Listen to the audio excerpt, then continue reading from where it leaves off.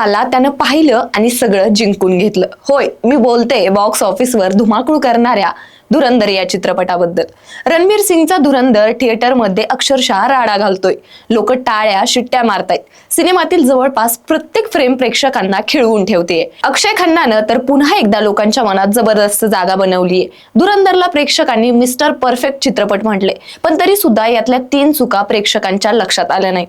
त्या 3 चुका कोणत्या हे पाहूयात या व्हिडिओतून. नमस्कार, मी पल्लवी आणि तुम्ही पाहताय महाराष्ट्र जागरण. मंडळी, धुरंधर हा सिनेमा नक्की कोणत्या विषयावर आहे हा प्रश्न जरा गुंतागुंतीचा आहे. कारण सिनेमाची सुरुवात भारतीय हेरगिरीपासून होते. 1999चं विमान अपहरण, 2001चा संसद हल्ला, त्यानंतरची गुप्त ऑपरेशन्स, पाकिस्तानमध्ये गेलेला भारतीय हेर, तिथले खबरी आणि भारतातील वरिष्ठ अधिकारी, या सगळ्या गोष्टी यात आहेत.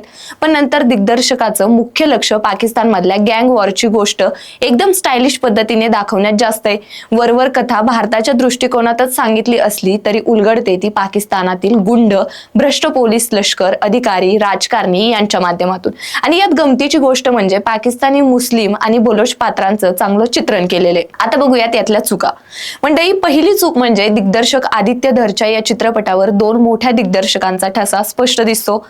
त्यातला अनुराग कश्यप आणि क्वेंटिन टेरेंटिनो. कश्यप सारखी भरपूर पात्र, त्यांचे हेवे दावे, गुंड, राजकारणी नातं, हिंसेतही विनोद, हे सगळं स्पष्ट जाणवतं. तर दुसरीकडे टेरेंटिनो सारखी सुडाची कथा, प्रकरणांमध्ये विभागलेलं कथानक, प्रत्येक प्रकरणाची स्वतंत्र शैली, उठून दिसणारी नावं, ही वैशिष्ट्य दिसतात. अशा सगळ्या मिश्रणामुळे सिनेमा आकर्षक तर बनलाय. पार्श्वभूमीवर गाणी लावून तयार होणारा तणाव आणि त्यानंतरची हिंसा हे खूपच स्टायलिश दिसतं.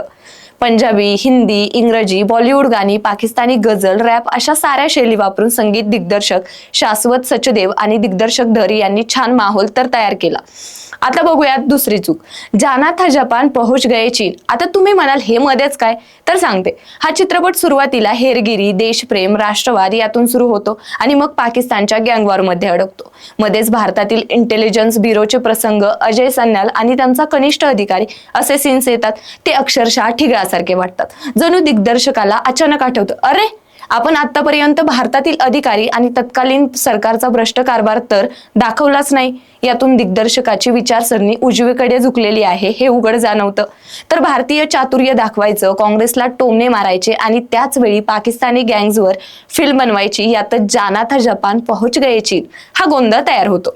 तर दुसरीकडे अक्षय खन्नाचे स्लो मोशन शॉट्स, फिल्मी संवाद, सतत सिगारेट फुंकणारी पात्र, या चमकदार गोष्टींमध्येच दिग्दर्शक रमून जातो.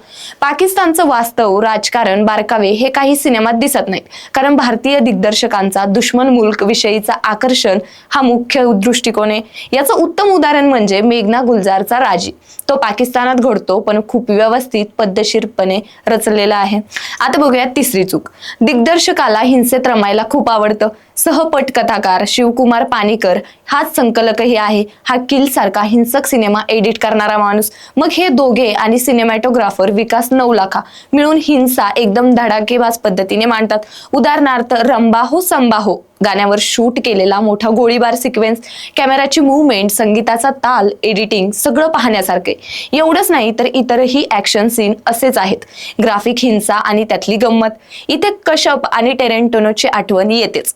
हिंसेचं मानसशास्त्र, वास्तवातील हिंसेची अव्यवस्थितता, हाती मिळेल त्याने केलेली मारामारी, हे सगळं या दिग्दर्शकांच्या सिनेमात दिसतं. मंडळी, सांगण्याचा मुद्दा असा की आदित्य थरला दृकश्राव्य भाषा चांगली कळते. तो स्टाईल मध्ये रमतो. असंच दाखवलं की छान दिसतं, ही त्याची भूमिका. पण जिथे मुळात खोल आशय हवा असतो तिथे संवाद खूप उथळ आणि एक्सप्लोजिटरी वाटतात. उदाहरणार्थ भारतीयांचे सगळ्यात मोठे शत्रू आहेत हे असे डायलॉग घेतलेत. मंडळी, आर माधवनचे सीन्स आले की आपण परत इथे का आलोय हेच कळत नाही. कारण पाकिस्तानातील स्टायलाइज्ड भाग जास्त रंजक वाटतात. स्पाय थ्रिलर असूनही भारतातील भाग ठिगळासारखे वाटणं हे एक विचित्र गोष्ट आहे. इंटेलिजन्स ऑपरेशन विषयी काहीही खोलात जात नाही. यात तपशील महत्वाचे असताना ते फक्त वरवरच दाखवलेत. तर मिड क्रेडिट सीन मध्ये रणवीर सिंगचा ये नया हिंदुस्तान है हा संवाद अनाठाई वाटतो. तो पूर्णपणे राजकीय जाहिरातीसारखा दिसतोय. आता पुन्हा आपण सिनेमाकडे वळू. सिनेमातील स्टार्टिंगला 26/11च्या घटनेशी संबंधित एक तुकडा खूप भावनिक आहे. एका पात्राला आपलाच सहभाग होतं असं जाणवल्यावर पडदा लाल होतो. काळ्या अक्षरात मजकूर येतो आणि 26/11च्या हल्ल्याचे खरे आवाज ऐकू येतात. हे दृश्य खूप प्रभावी बनतं. दिग्दर्शक अनेक ठिकाणी वास्तविक फुटेज दाखवतो. सिनेमाच्या सुरुवातीला हे कल्पित रूप असा मोठा डिस्क्लेमर असताना अशी फुटेज वापरून तो सगळं सत्य आहे असा भास निर्माण करतो आणि लगेच सरकार भ्रष्ट, मंत्री भ्रष्ट, दहशतवादी पोहोचलेले अशी मांडणी केली जाते. 26/11चा तुकडा हादरवणारा असला तरी लगेचच जोशीले म्युझिक सह पुढचा सीन येतो. त्याने भावनिक प्रभाव कमी होतो. मग आपण पुन्हा गाड्या, बंदुका, माफिया या जगात जातो. अशा वेळी प्रश्न उभा राहतो की आदरयुक्त चित्रण कुठे संपतं आणि एक्सप्लॉयटेशन कुठे सुरू होतं हेच कळत नाही.